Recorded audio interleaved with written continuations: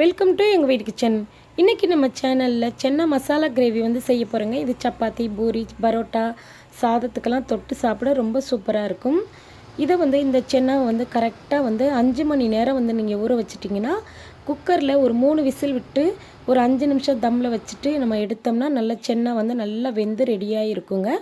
இதை செய்ய ஆரம்பிச்சலாம். இதுக்கு ஃபஸ்ட்டு நம்ம வந்து மசாலா ரெடி பண்ணணும். நான் வந்து கரெக்டாக 1/4 கிலோ அளவுக்கு வந்து சென்னா எடுத்திருக்கேன்.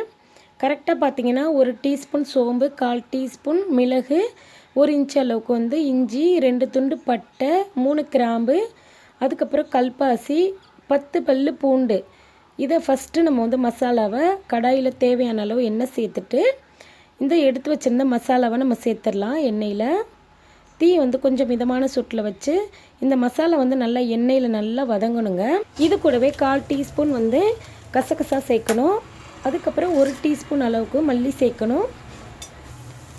மல்லி சேர்த்துட்டு ஒரு பெரிய வெங்காயத்தை இதே மாதிரி நல்லா பொடி பொடியாக கட் பண்ணிவிட்டு இது கூடவே வந்து சேர்த்துட்டு நல்லா வதக்கி விட்டுறலாம். நல்லா கண்ணாடி பதத்துக்கு நல்லா வதங்கட்டும். இந்த சமயத்தில் ஒரு கைப்பிடி அளவுக்கு வந்து மல்லித்தலை சேர்க்கணும். சேர்த்துட்டு அரை முடி தேங்காயை இது போல் கட் பண்ணி சேர்த்துக்கலாம், இல்லைனா துருகி கூட சேர்த்துக்கலாம். நீங்கள் தேங்காய் சேர்த்துட்டு மறுபடியும் நல்லா மிக்ஸ் பண்ணி விடுங்க. பாருங்கள், நல்லா இந்த அளவுக்கு நல்லா எண்ணெயிலே நல்லா வதங்கணுங்க. அப்போ தான் இந்த கிரேவி வந்து நல்ல டேஸ்ட்டாகவும் ருசியாக இருக்கும். இந்த மசாலாவை மிக்ஸி ஜாரில் நல்லா ஒரு 1/4 டம்ளர் அளவுக்கு மட்டும் தண்ணி சேர்த்து நல்லா பேஸ்ட்டாக அரைச்சி எடுத்துக்கிட்டு வந்து ஃபஸ்ட்டு ரெடி பண்ணிவிட்டு அதுக்கப்புறம் அதே கடாயில் மசாலாவை வேஸ்ட் பண்ணிடாதீங்க. மறுபடியும் 2 டேபிள் ஸ்பூன் அளவுக்கு நல்லெண்ணெய் சேர்த்துட்டு 1/4 டீஸ்பூன் சோம்பு, ஒரு ஸ்டார் பூ சேர்த்துட்டு அதுக்கப்புறம் ஒரு துண்டு பட்டையை வந்து சேர்க்கணும். இது நல்ல வாசனையாக இருக்கும்.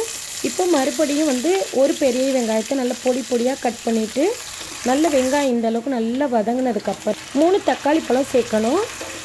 3 தக்காளி பழம், 2 பச்சை மிளகாய் சேர்த்துட்டு இது நல்லா பேஸ்ட்டாக வதங்கணும். இந்த சமயத்தில் ஒரு கொத்து கருவேப்பிலையும் சேர்க்கணும். இது கூடவே சேர்த்துட்டு இது வேகிறதுக்கு நல்லா தேவையான அளவு உப்பு சேர்க்கணும். இந்த டைம்லேயே சேர்த்துட்டிங்கன்னா சீக்கிரமே சாஃப்டாக வதங்கும். பாருங்கள், இந்த அளவுக்கு சாஃப்டாக வதங்கணுங்க. அப்போ தான் கிரேவி வந்து நல்ல டேஸ்ட்டாக இருக்கும். இந்த சமயத்தில் கொஞ்சமாக வந்து மல்லித்தலையை சேர்த்துட்டு 1/4 டீஸ்பூன் மட்டும் வந்து மஞ்சள் தூள் சேர்க்கணும். உங்கள் காரத்துக்கு தகுந்த மாதிரி நீங்கள் வந்து மிளகாத்தூள் சேர்க்கலாம். கொஞ்சமாக வந்து லைட்டாக வந்து அதாவது ஒரு பிஞ்ச் அளவுக்கு வந்து மல்லித்தூள் சேர்க்கணும். சேர்த்துட்டு மசாலாவெல்லாம் இந்த அளவுக்கு நல்லா வதங்கினதுக்கப்புறம் நம்ம வந்து ஊற வச்சுருந்த கொண்டக்கடலை வந்து சேர்க்கணும். இப்போ கொண்டக்கடலையை சேர்த்துட்டு மறுபடியும் நல்லா மசாலா கூட நல்லா மிக்ஸ் பண்ணி விட்டுறலாம்.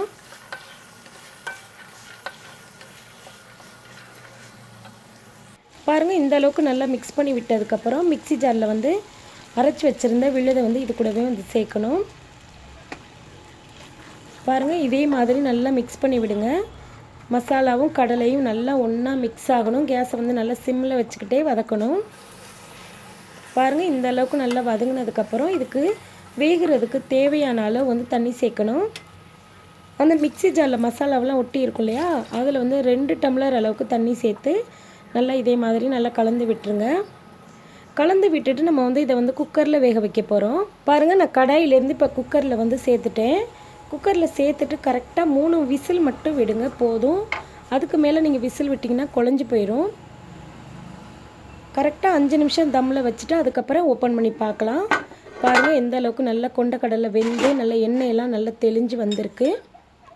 கிரேவியும் ரொம்ப சூப்பராக இருக்குங்க. ஹோட்டலில் வாங்கி சாப்பிட்ற அதே டேஸ்ட்டுங்க. நீங்கள் வந்து இதே மாதிரி மசாலா சேர்த்து நீங்கள் வந்து சென்னா கிரேவி வச்சிங்கன்னா ரொம்ப சூப்பராக இருக்கும். அவ்வளோதான், பாருங்கள், நல்லா வெந்து ரெடி ஆயிடுச்சு.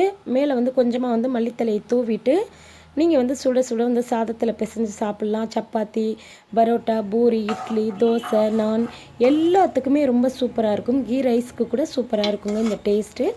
இதே மாதிரி இதே அளவுகளோடு நீங்களும் ஒரு முறை செஞ்சு சாப்பிட்டு பார்த்து எப்படி வந்துச்சுன்னு சொல்லுங்கள். இந்த வீடியோ உங்களுக்கு ரொம்ப பிடிச்சிருந்தா ஃப்ரெண்ட்ஸ் அண்ட் ஃபேமிலி கூட நிறைய ஷேர் பண்ணுங்கள். தேங்க்யூ.